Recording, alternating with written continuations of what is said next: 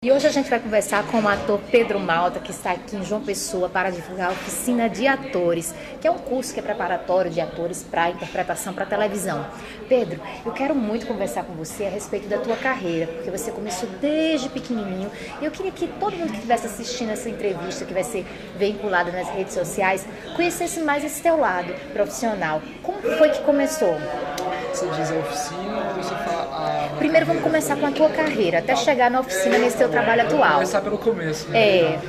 Olha, tem tempo aí, viu? São quase 15 anos de carreira, porque eu comecei muito cedo. Eu comecei fazendo comerciais quando eu tinha 2 anos e pouco de idade. Eu sou de Recife. E lá, realmente, há muitos conhecimentos, né? Por parte de produtoras, né? De vídeo e tal. Inclusive, uma... né, tipo, pequena produtora específica que fazia muitos comerciais e que foi que me, né, tipo, catapultou aí a uma carreira de ator de comerciais em Recife. Sim. Então, assim, eu tive uma metragem, eu tive um currículo aí que incluía entre 100 e 120 comerciais até meus 5 anos de idade. Fiz assim, foi um atrás do outro, assim, acho que pelo perfil na época. Mas essa tua vontade foi espontânea ou foi tipo assim, a família? Eu não tenho como mensurar isso porque eu tinha... Você não sabia muito o que estava acontecendo. Sabe, tipo, 4 anos de idade, 5 anos de idade, pra mim era uma grande diversão. Mas você se divertia, né? Claro, eu acho que existia um lado, assim, muito à vontade diante das câmeras. Isso aqui, pra mim, assim, é algo que você fazer, além de ser um ganha-pão, um ofício, antes de tudo, um prazer. Então, assim, foi um prazer que se estendeu aí cada vez mais e é onde eu pude descobrir todas as regras e adventos que esse prazer me propunha desde pequeno. Certo. E como é que foi o processo de você... Tinha esses trabalhos em Recife, depois você foi para o Rio de Janeiro aos 6 anos, né? Então, o que aconteceu?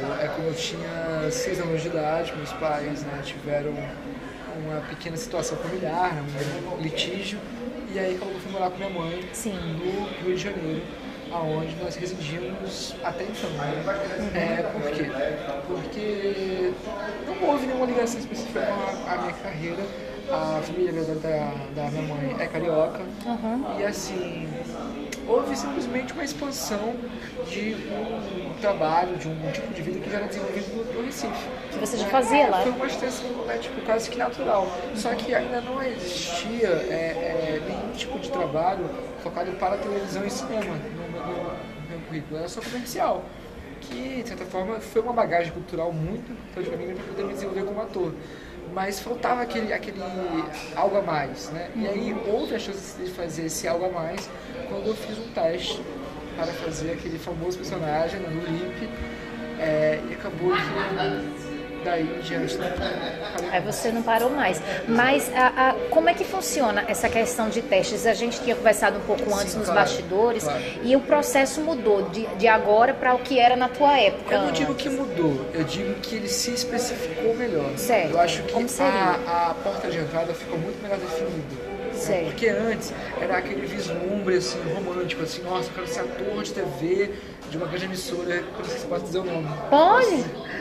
Da Globo, ou da Record, enfim. Então, assim, existia aquele monte olimpo, né, da TV brasileira, que era a Rede Globo de televisão. Sendo que era muita gente querendo passar por uma portinha desse tamanho assim e não conseguia. Então acabou que o quê? O que foi feito foi abrir assim a porta e dizer, vai, todo mundo entra, não foi isso. Houve o quê? Houve uma definição de como ser inserido nesse meio. Como é que existem os testes, como se capacitar profissionalmente para desempenhar algum tipo de função artística dentro do emissora. Mas naquela época, como foi pra você? Como é que funcionou? Naquela época foi uma mera, né, tipo... assim, foi uma mera... Uma consequência, assim, foi uma pequena, né, tipo... eventualidade. Certo. Acontece que, em função do trabalho da minha mãe, acabou que um dia, né, tipo, diretor de elenco, né, tipo, acabou indo no escritório onde ela trabalhava. E acabou que me viu ali pequeno. Você estava lá? Pois é, criança. Ele falou, poxa, ela vai fazer um teste lá depois e tal. Acabou que eu fui lá, fiz o teste, fui bem sucedido, passei. Como poderia ter sido de qualquer outra maneira, né? Acontece que cada um tem aquela chance de ter a sorte aliada à, né, tipo, capacidade de poder desenvolver o trabalho, conseguir ter os dois juntos. E naquela época casou, porque teu biotipo era parecido também com o do Fábio, né? Ainda hoje falam muito isso, né? Isso. Então, ainda tem gente, até hoje eu me divirto, né? Como é que anda teu pai, o Fábio, tá? Eu falo, pô, tá tudo bem em casa, tá tudo certo. Então, assim, eu acho que foi desenvolvido um elo, um link muito forte com quem assistia. Eu acho que as pessoas compraram mesmo essa ideia de pai e filho. Que bom, né? Porque aí você pode ter aí nos anais aí da, né, tipo, TV brasileira um dos casos assim mais, né, tipo, emocionantes assim. É como a Adriana Esteves e a Renata Sorrah, né? Tem gente que até hoje acha que elas são mãe e filha, né? Verdade. Então eu acho que foi assim uma felicidade isso que ocorreu. Como foi poder ter sido com o José, com o Flávio, com o Deltano, fulano, foi comigo. Certo. Aí essa foi tua primeira participação na TV. Essa foi a minha maneira de entrar. Isso. Hoje em dia, eu acho que, assim como qualquer outra área, hoje você não vê nenhum tipo de profissão sem um tipo de formação. A pessoa pode ser, sei lá, vamos falar uma coisa maluca assim. Não, eu digo assim, hoje parece que cada vez mais existe especificidade em cada profissão. O cara faz isso dentro de tal área. Então, assim, naturalmente, o mercado artístico também se beneficia disso.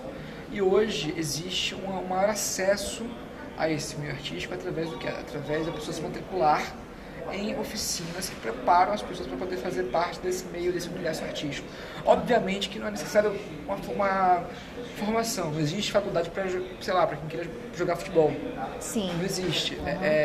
A pessoa ter talento e chance de poder demonstrar a sua, né, tipo, o que é capaz de fazer. Mas é claro que um curso desse, ele te ajuda nos testes, obviamente, né? Obviamente, são coisas que aliadas ao talento, que eu creio, Pedro, isso é uma opinião minha, que seja inato da pessoa. Então, vamos supor, fulaninho não sabe cantar. Beleza, isso é um obstáculo a qual não foi você que colocou, não fui eu. A pessoa não sabe cantar, é dela isso. Sim. Mas se ela for procurar um curso de música, um curso de canto, ela pode não saber cantar. Vai ser dali tipo Pavarotti, vai ser dali, né, Beyoncé. Mas ela vai sair dali com certeza com conhecimentos musicais mais profundos. Vai ter uma percepção melhor, uma percepção musical, e talvez ela se encontre dentro de outras áreas dentro da música que não seja necessariamente cantar. Exatamente. Talvez a paixão fosse pela música, não só pelo canto. Então, assim, eu digo que você fazer um curso desse, aonde você se prepara para a vida, eu digo por que vida? Porque falar em público é algo que é inerente a qualquer profissão. É inerente. Você, como advogado, lida com a corte, você fala para o público. Tem que ter você é um professor, fala para o público também, que são os alunos. Então, assim, hoje, poucas profissões exigem, aliás, todas elas exigem que você tenha algum tipo de embasamento em como falar do público. Mas na tua infância, com esse trabalho paralelo assim, de ator, também que você estudava na escola e tal, você era um garoto tímido quando criança e você foi se desenvolvendo quando foi na televisão? Como é que era você, assim? Quando eu era mais novo, eu era mais nessa tipo aquela fase. Né? Eu acho que como qualquer, né, tipo, adolescente, eu tive uma fase também de, né, tipo, introversão também, aquela fase que quer se esconder por causa das espinhas, por causa tá diferente, o corpo tá mudando, tá crescendo e tal. Então, assim, mas eu creio que eu nunca fui aquela pessoa que me anulasse, porque é algo que vai de cada pessoa. Quando você tem uma oportunidade social de se desenvolver, é como uma folha em branco. Você escolhe como quer ser lembrado ali, você escolhe o que escrever naquela folha. No primeiro dia de aula, se você é a pessoa que se esconde, eu vou estrategicamente ficar perto de uma coluna, perto de um pilarzinho, porque assim o professor não ninguém vai me olhar. Ninguém vai olhar. Pode reparar, quem não quer ser visto procura o quê? Às vezes as pessoas não se atentam a quão psicologicamente carentes elas estão de alguns amparos, muletas que a gente chama, né, no nosso meio artístico. Por exemplo, se a pessoa às vezes é um pouco insegura, ela vai tender a procurar algum lugar perto de uma parede, porque é como se fosse um amparo, um esteio físico que represente o apoio que ela precisa se apoiar em algum lugar. Então você tá ali naquele mar revolto, então que é o meio de uma sala. Né? Exato. Ninguém vai me ver. Exato. Assim como a gente diz, né, que tem a pessoa que blefa no poker, tem algum tipo de tique físico que ela precisa desenvolver para poder mentir. Qualquer mentiroso tem um tique. A pessoa insegura precisa de um amparo físico para poder... Né? Então, assim, todo esse lado do psicodrama, o lado de você, inclusive, se desenvolver como pessoa mesmo, existe dentro da área da arte. Porque você que fala melhor, você é uma pessoa que se comunica melhor. E isso, hoje, no mercado, é o maior diferencial que existe. Principalmente nessa questão de testes, né? Porque, às vezes, você pode estar muito nervoso, digamos que você tem um desempenho super bacana diante das câmeras, mas naquele dia você trava e, às vezes, aquele diretor, ele toma como aquele dia e não vê, né? Claro. E esses cursos, eles ajudam justamente nisso, né? Com certeza. Pois eu digo assim, que vai além dos testes, porque ele é um curso que ele constrói para a sua própria carreira, assim, independente da área da arte ou não. Eu creio que qualquer curso hoje que lida com pessoas, seja da área de humanas, ou mesmo assim, você vê às vezes médicos, advogados, dentistas, com total despreparo sobre como atender o público. Exatamente. Assim, sabe, tipo, profissões onde as pessoas são exigidas algum tipo de comunicação social, às vezes expressar, né? Como se expressar, e não existe algo que desenvolva. Para mim, toda curso superior que envolvesse lidar com pessoas deveria ter uma cadeira específica só para comunicação em público. Deveria ter algum tipo de não ensinar alguém ou forçar alguém a ser o foco da atenção, porque isso não existe. Existem pessoas que realmente são mais introvertidas, pessoas que chegam aqui e roubam a cena e tomam para si o foco e os brilhos e a luz e tal.